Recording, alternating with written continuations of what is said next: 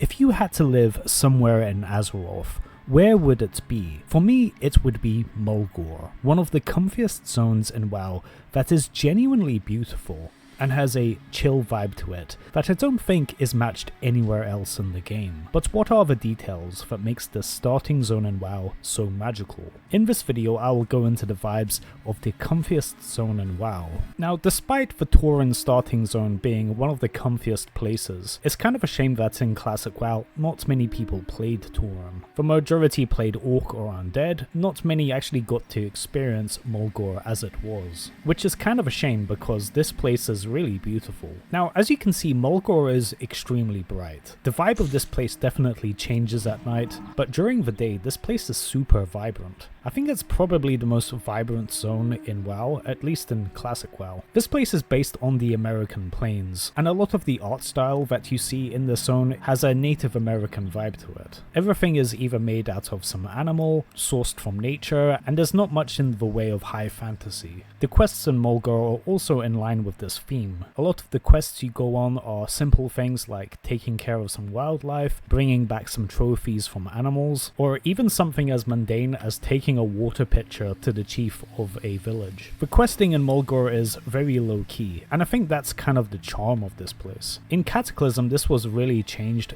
They really did up the stakes in Mulgore. At the very beginning you're basically put into a war zone with the Quillboar, who are setting fire to Tauren encampments, and you get to see burning bodies. Like, it's super morbid in Cataclysm, and I kinda don't like that. I think the chill vibe of pre-Cataclysm Mulgore is the best version of Mulgore. That's not to say everything is peaceful and tranquil in Mulgore. The conflicts that you have are usually between the Tauren and invasive species. One enemy introduced to you very early on is the Quillboar. You get to go through this cave and see what the Quillboar are like, and I like how Blizzard had this attention to detail where, as they added a bit of the mist to the zone, it feels like you're going into like forbidden territory when you go into the Quillboar encampment. Kind of like the Outlands in The Lion King. It's got a similar vibe to it. The Quillboar are represented as this villain that is this invasive species that is invading Mulgore and messing things up, with literal thorns coming out of the ground where they are. Adding to the villainy of Quillboar, they also have some of the most detestable sounds that a creature in WoW makes. Like, everything about these guys are just ugly and unpleasant. Once you get to leave Red Cloud Mesa, you get to see what this land is really like. The land of Mulgore really does expand to you after you hit level 5. You really do get a feeling that you're stepping foot into this wider world that I think a lot of people really resonated with, as this was their first MMO. Bloodhoof Village is a very nostalgic place. It's got a very chill vibe. It's like a cool little tribal community that you're joining.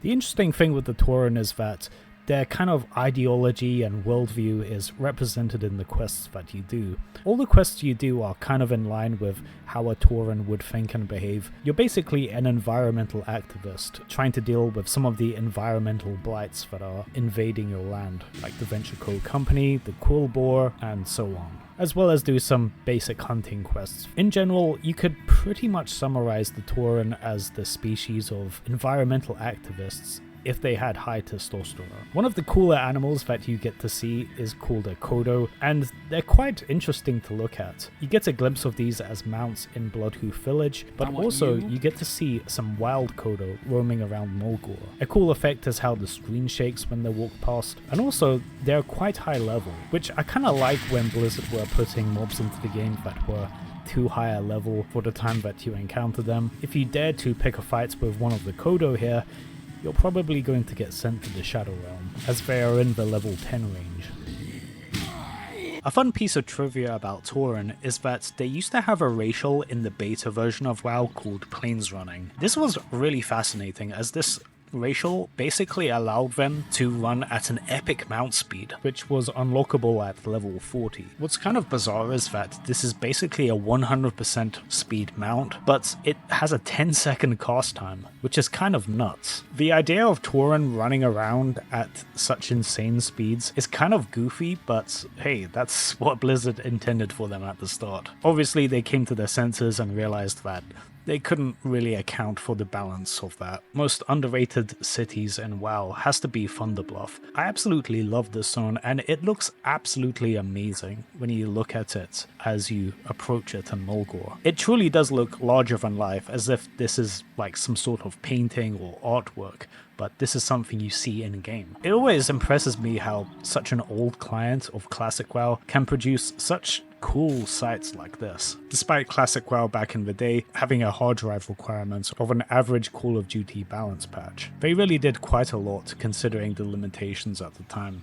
Of course, once your character is level 10, you then go into the Barrens, which is a fantastic and controversial zone in its own right. But as you're traversing Mulgore to the Barrens, it does feel like you're going into some harsher climate, away from the greenery of Mulgore, into this dry, barren land. Another really comfy zone in WoW has to be Winterspring. I made a video about it, which you can check out by clicking the link on screen now.